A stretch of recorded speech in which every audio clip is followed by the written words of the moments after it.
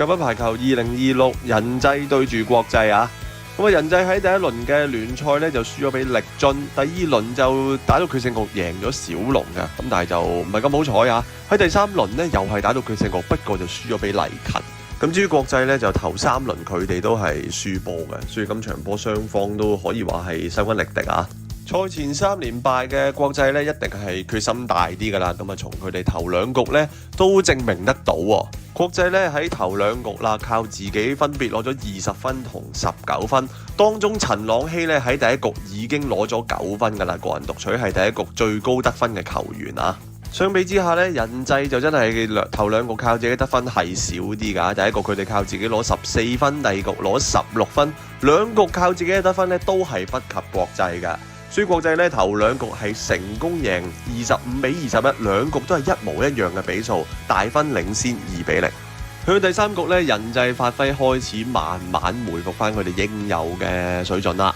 咁啊，起碼憑住李彥俊啦，仲有就係蕭家堯嘅得分啊，佢兩位合共咧幫人際喺第3局咧攞咗12分翻嚟嘅。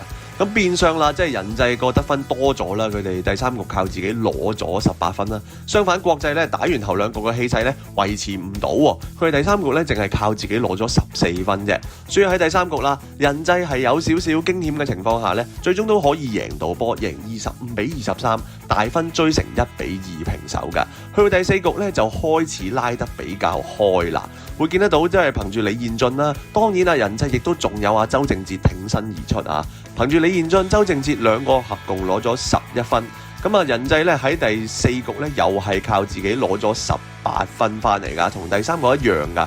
咁變相咧國際喺第4局咧此消彼長之下啦，得分的而且確係少啲，佢哋主力靠陳朗希單天保至尊啦。喺第4局咧，佢哋國際咧就只係靠自己攞得12分嘅啫。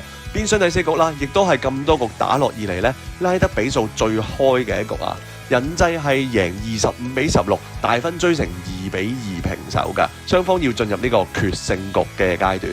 嚟到第5局決勝局啦，咁邊隊贏波咧就可以攞到最終嘅勝利啦。咁雙方啦都有佢哋嘅得分主力咧，發揮係幾出色嘅。人際就有李彥俊啦，攞到全場第2高嘅24分。咁但係國際方面就有攞到全場最高分嘅譚恩納同埋陳朗希啊，佢哋分別全場攞到25分同23分。變相啦，國際就真係發揮出色啲啦。喺決勝局咧，佢哋成功打到刁時，贏17比15，最終國際攞到今季常規賽嘅第1場贏波。